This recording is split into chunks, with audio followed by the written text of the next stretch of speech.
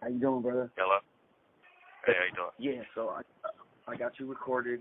We're gonna do this interview for Marijuana Matters. Okay. Okay. So the first question that I'm gonna ask you is, what was your childhood like? My childhood was like a rough upbringing. My grandmother raised me. My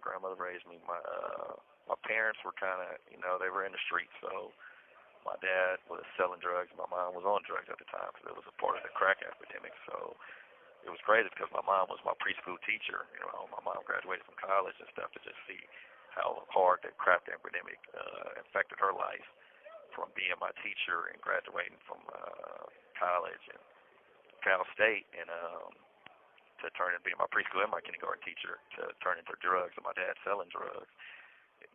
So that kind of shaped my life. But my grandmother was one of the supervisors at Board of Education, so she kept me in the best schools possible, even though I grew up on the east side and it was kind of rough. And why do you think you turned to a life of crime? Only seen crime growing up. I idolized my dad. My dad was a successful person that sold drugs. He only went to jail one time, and that was at the end of his career. By the time I was 17, that was his first stunt. He never committed a crime in his life, so I seen him be successful at it and raised me, and I had everything growing up that he provided. And I guess I looked at that as I can get away with it at some time. And growing up on the east side, you only see crime in Los Angeles on the east side at the time. I was growing up in the 90s, and I didn't idolize or see anybody that I idolized besides drug dealers and crime figures. What do you imagine your life would be like if you hadn't gone to prison on this last conviction? I think that I was starting my own clothing line, so I think that my clothing line, Old Money, would have been one of the biggest clothing lines ever. I think that I would have turned to Old Money Golf, and I would have had sponsorships by all kinds of sports and stuff. I wanted to be the first black person to have the Old Money Golf and have all the people. This call is from a federal prison. The Jordans and the basketball. I already had Charles Barkley, and I wanted to have all the basketball players endorse it, and the people with the real money endorse it, and Denzel Washington of the world, and Angela Bassett at the West Angeles Church and stuff. And those are the people that I was aiming for. Got it. And what made you love fashion so much? Like where did that come from? What were your dreams for the clothing business? It kind of came from it's like when you're growing up in the ghetto and growing up in the hood, you want to have the things that you see on TV and have the things that you really can't afford. So most people that grow up in poverty are fighting for the things that they don't have. So when you're fighting for the things that you don't have, my dad is keeping us in all the latest clothes. And when I'm growing up and going to school, I'm going to nice school, so the other kids are having nice clothes. So that's making me chase fashion. And once I turned 18, it was like, okay, you got to fit for yourself. You got to go on and do it your own. You're not going to buy my clothes anymore. So now this is where I came into the love. I've already loved fashion all these years. I wasn't going to just stop once I was 18, so I just continued to love it more and more, and even wanted to work at clothing stores and Ross and Macy's and stuff when I was young. And so I had my own clothing store, SC Clothing, and then I had my own clothing line. So it gradually just went on. Started off just from just wanting to be fresh. You remember in high school, bro, when we used to dress up in the Tommy Hilfiger, and I did the calendar for us. We thought we were Yeah. It's like we wanted to forget being a model. We wanted to create our own way of being a model. So we just came out with our own calendar instead of waiting on Tommy Hilfiger. We're just going to come out with our own stuff, because that's what I mean by seeing things and wanting to accomplish it. Man, bro, I wish we still had that calendar. That was fly. Oh yeah, all that old stuff would be in good hands right now. That'll be the album right now. Yeah. So tell me about your children, man. And I know that you could probably spend hours on that, but for the interest of time, tell us about both your babies. I got two kids. I got I got a 14-year-old Clear Cooper. She's born a couple hours before me on the 1st. And I got Scotland Cooper. She's 10, about to be 11 in August 18th, and she has so much character. As soon as you talk to her, she's amazing, and they're both amazing, and they're both smart. That's one thing that I really endure about them, that how smart they are, and they both get all A's, and I just can't be more proud of them. I can't be more proud. And last prison project, like I was telling you earlier, they helped me today and help raise money for them, so they're going to receive $5,000 a piece, and I'm really just proud of that I can be able to still help and still help my kids while I'm behind bars. That's beautiful, man. What was it like being arrested right before taking your daughter to a competition? It was kind of heartbreaking. When I got arrested, when my daughter's competition was that day, it killed me inside. For one, you got one of my daughters, you got Scotland, that is looking out the window while I'm getting arrested. So, and the phone is ringing. So it was an enormous day. This call is from a federal prison. It's a day of your life that you'll never forget. You got the feds in front of your house, in front of all your neighbors. You have your fiance at the time calling you 100 times to answer the phone, but you're really out front getting arrested. And you have your daughter looking out the window, and you have a daughter on the other side of town waiting on you to get picked up to go to our competition. So all that stemming at one time and letting all those people down in one segment is a heart-filling thing that you won't be able to feel. You know what I mean? It's like your whole body goes numb, and it's just like all these promises that you made to them that, hey, I'm going to do this, and I'm never going to leave you, and all this, and it all just goes away in 1 second when they throw the cuffs on, throw you in the back seat, and you actually never see these people again, and they're talking about life and throwing the key away.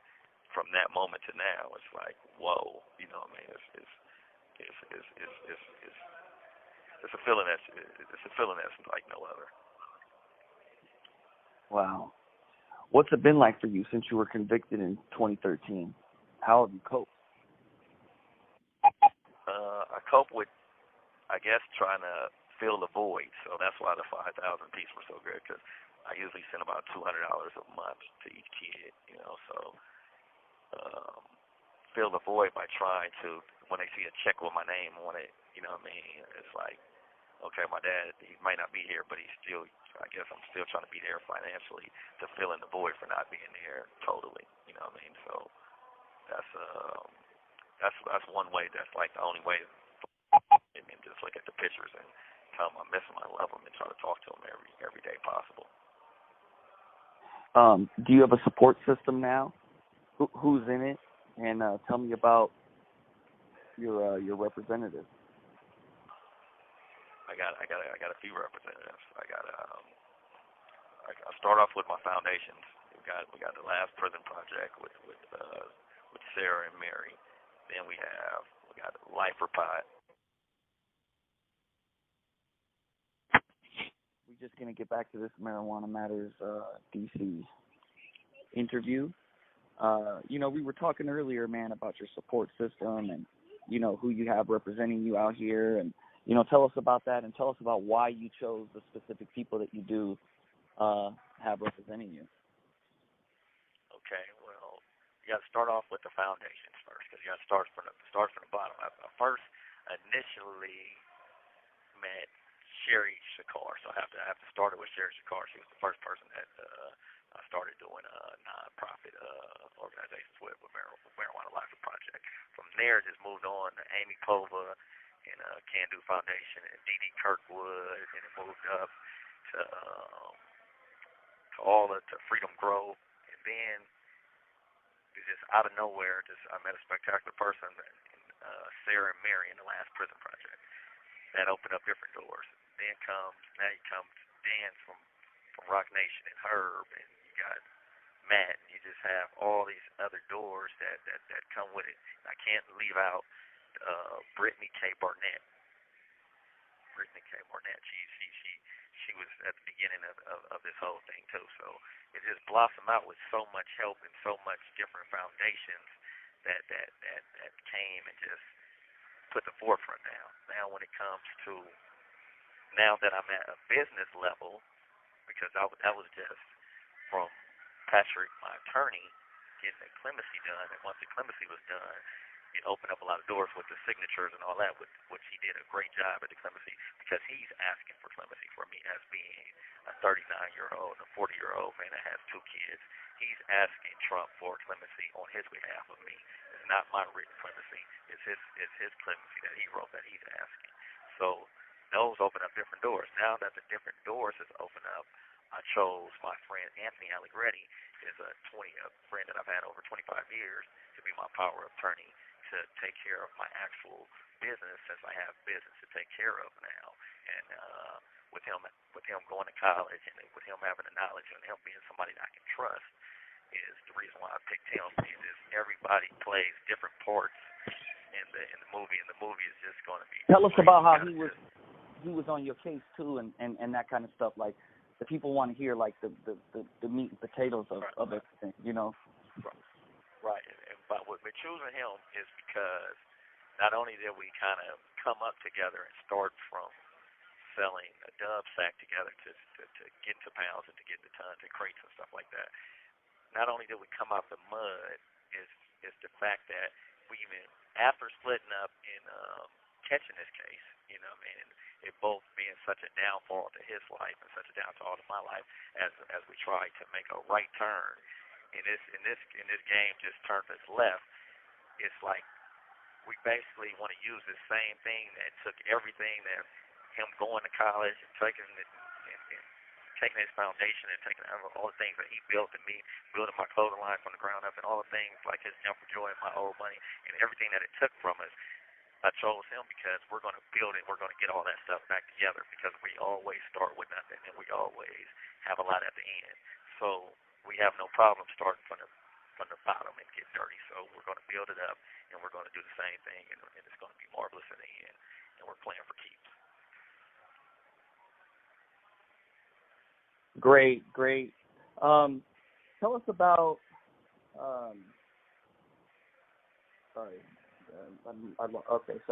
Tell us about, you know, where your children are at the current moment. What are they doing? You know, give us some details on. This call is from a federal prison. Okay, well, right now, I used to have my kids from Thursday to Sunday, so Scotland stayed with me 24 hours a day, but Clear would come over from Thursday to Sunday, so my kids are used to seeing each other and growing up. They haven't seen each other in years because they stay in 2 different places. So Scotland stays with Susan, stays with her mom, and she goes to her grandmother's house on the weekends, and Clear stays with her mom. So they both stay with their mom, and I talk to both of them, and I want them to start talking back to each other, but you know, I got to leave that in God's hands. And it's just they're both great, and they're both great kids. They both get straight A's, and they're just wonderful kids, and they're smart, and I'm just proud of them. I'm proud to be their dad. You know, I mean, I'm proud that the strength that they give me to make it through, to even get this far, to even still be standing up and having a smile on my face after all that I've been through. Is you know, obviously you don't glorify a life of crime, right? Look where it got you. Right. You know, what would you say to the kid? What would you say to the 17-year-old Corvain Cooper growing up in the hood on the east side, influenced by all this? What would you tell him or her? You know, what this game is all about. I would tell the 17-year-old Corvain Cooper, I would say, hey, Corvain Cooper, it's an illusion. You know what I mean? It's an illusion. You think it's something that it's not, and it's not going to be how pretty I think it is in the beginning. It's going to be in the end. That it's like a foggy screen. You know what I mean? Like, you're not going to be able. You can obtain all the things in the world. They're going to take it all from you. You know what I mean? You can do all this. This call is from a federal prison. People are the main people that's not going to be there for you. You can think that you're trying to be the slickest person in the world, you know. So even this is for the slick Corvain Cooper that just thinks, hey, you know what? I'm not going to be involved. I'm not going to touch the weed. I'm not going to touch the money. I'm gonna have somebody else touch the money. I'm gonna do everything hands on. I'm gonna play it from the back because I think I'm a boss. Okay, Corvain Cooper. You know what they're gonna do? They're gonna make you the leader then. They're going to give you the leader thing because you didn't touch nothing and you didn't do nothing. And in the feds, they have this thing called hearsay, and it stands up in court. So as long as that's the first person that gets caught that wants to get a time cut, he wants to not do his time, he's going to get on the stand, he's going to point the finger at you, and you're going to end up with a life sentence. Tell us what it was like. I'm sorry, I didn't mean to interrupt you. Tell us what it was like having people get on the stand. Right, and who got on the stand? And you don't necessarily have to name names unless you want to, but you can name things like my friends or my relatives or my whatever, right? So what was it like, you know, going through that court or marijuana, nonviolent offense? What was it like, and how did it make you feel going through that, knowing your friends told on you? Well, going through the marijuana and going through court and getting the life sentence for it, first you're thinking like, you can't get me life for this. Let's just go to trial. Let's go to court. Because you're thinking like, this is something that grows out the ground. There's no way in the world they can give me life for this.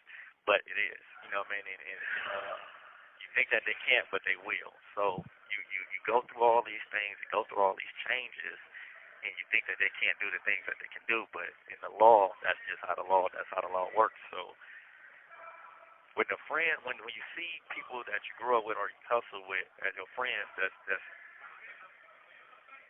I don't know though. When you see your friends and they get on the stand for you, and I mean against you, you're like, I don't think this is gonna work. You feel what I'm saying? Because you're thinking like, hey, they're just friends or they're just people with records. But they don't care about that in the court. You feel what I'm saying? So they can have the longest record, they can got caught with all the stuff, and it's still going to turn against you. You feel what I'm saying? So they're going to put you and make you the blame. So now you're the blame for everything. You're like a ladder. You're the ladder to get out of jail. You've made yourself a ladder. So that's like the main main thing there. Everyone's aiming at you. Right. Is there anything else that you want to say to people out there or to Marijuana Matters or anybody? Like, is there last parting words? I want to thank Marijuana Matters for even giving me an opportunity to me out. I want to give a shout out to Ellen LaChapelle and Natalia Wade who went to trial with me, and they're just the strongest women that I know in my lifetime. That to whatever even to go to trial is not as easy as it looks. And I want to thank them for the strength, and just my kids and my family, and my dad, my mom, and I just love y'all. You know, man, everybody, my whole support system. You guys have been great during this whole thing. Excellent, man. All right, well, call me back later, bro, and I'll have more news for you. I'm talking to everyone. What's up, brother? Hey, so we're back on the interview for Marijuana Matters. What do you want people to know about Corvain Cooper? I want people to really this is what I want people to know about Corvain Cooper. I don't want you to judge me on anything that I've been through. So, you know, when my book comes out or if you hear something about me or whatever it is, I don't want you to judge Corvain Cooper on what I've been through. I want you to judge Corvain Cooper on who the man he is today. And the man he is today is elevated in just so many ways. I've just read numerous of books. I became a better dad. I became a better person. I became a better human being. And with saying all that, I want to actually be able to make change. You know, now I want to be. My goal, of course, is to be Corvain Cooper versus the United States, and be able to help all the rest of the marijuana lifers get out of jail and be the person that brings change to and brings light to this whole situation. So I want to bring light to the situation, and I want to help and stop the next Corvain Cooper from becoming the destructional Corvain Cooper that I was, and to become the Corvain Cooper that I am now today. So that's what I want people to know about Corvain Cooper, that I'm here for change, and I'm not going to stop until I do it. Well, a lot of people are going to say, yeah, you're just saying that because you got license, and, if you never would have got caught, would you have continued down this path? So for those types of people, what do you got to say to those types of people, that just don't believe it and that, aren't about reform and think that marijuana is the devil? And, what do you say to those people? I would say to those that think that I'm not a changed man, that marijuana is the devil and it kills people, I just want to tell those people, even when I was selling marijuana, I never seen anyone get hurt from it. When I was selling marijuana, I even paid tithes to church. I was a Christian. I believe in God, so I even paid tithes off it. If I made $10,000, I put $1,000 in church, and I even tried to do as much good with the money as possible that I can do, and bring people out the ghetto and take them places and take all the kids to the music parks, and I tried to open businesses. My goal was to always get out the game. I was never just trying to stay in the game. I always tried to open a clothing line, a business, or something to get out the game. So eventually, that was going to happen when they stopped me right when I was at the peak of my career that I wanted to do, something that I finally found that I wanted to do that I love doing, and that was my clothing line. What do you miss most about being free? And obviously it's your family, but aside from your family, what do you miss most about being free? The most thing that I miss about being free is, for one, this call is from a federal prison. The one thing that I really miss about being free is just your freedom. Your freedom has no price on it. When somebody's rushing you and telling you to lock it down and do this, somebody just has full control over your life on when you're going to take a shower, when you're going to use, who you're going to live with, what you're going to eat. You know what I mean? It's just your freedom, your point blank, just getting up. And that's another reason why people hustle. A lot of people hustle because hustle comes with the money comes with being free in the world without a boss or someone telling you what to do. So it's just your freedom and just being out, just fresh air and being able to go outside when you want. I mean, at one point we hadn't even left the building for a whole year. We was on lockdown for almost a year, so we just started seeing outside again. You know what I mean? So just your freedom period is what I would just miss the most. Of course, my kids and my family. Everything else is first, but second is just ultimate, just being free. That's right. Obviously, you miss having fun, you miss, the intimacy, and you miss, going places. But freedom is definitely important. What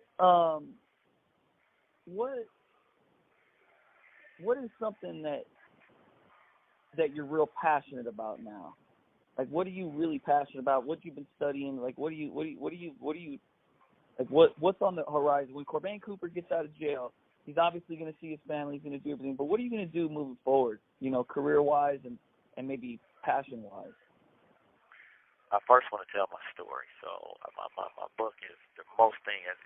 If you have a thing about passion, I'm very passionate about telling my story so that people can just know the real me. So it's a series. It's a look into my eyes. So it's a part. This call is from a federal prison. So I'm very passionate about that. Second, I'm very passionate about getting my strand and my brand 40 tons off the ground. So I'm very passionate about that. And third, I want to start this nonprofit called Fresh Out that I'm doing with Evelyn. It's a Fresh Out where I want to start when people are coming out of prison. I want them to be able to get their credit cleaned and get their own start them how to be entrepreneurs if they can't get a job and stuff like that. I want to help all the little main necessities that they need coming out of prison. Since I've been here and I know the things that they're lacking, 90% of the people that's coming out of here is going to have bad credit. You know what I mean? So someone needs to focus on who's going to start helping them in that department first before they can start doing anything. And some people don't have licenses and stuff like that. So, I want to start something that's going to focus on these things. Financial literacy. Yes. Yeah, exactly. Well, that's what's up, man. there's a lot of people out here trying to help you, man, and Marijuana Matters DC is one of them. And, they're doing a big Father's Day special for you, man. So if there's anything else you want to say or you want to give a shout out, if there's anyone specific you want to say something to, please do, because they're writing an article about you and they're going to take some of this audio and use it. So, first of all, I just want to thank everybody that's in my corner. I want to thank Marijuana Matters again for giving me the opportunity.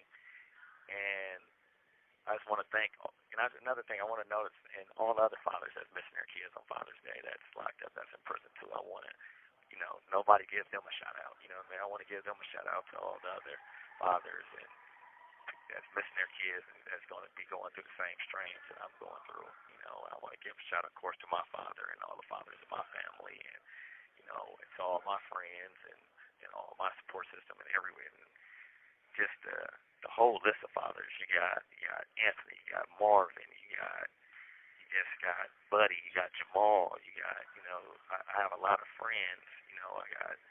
I got Cato, I got Rhodey. It's just I got a good friend system, and I don't want to leave anybody out. Darnell and Sharif, and I just it's just a lot of fathers that have really showed up and showed out during this time, and I want them to know that Happy Father's Day to them. And my uncle felt this, and all my cousins, and just it's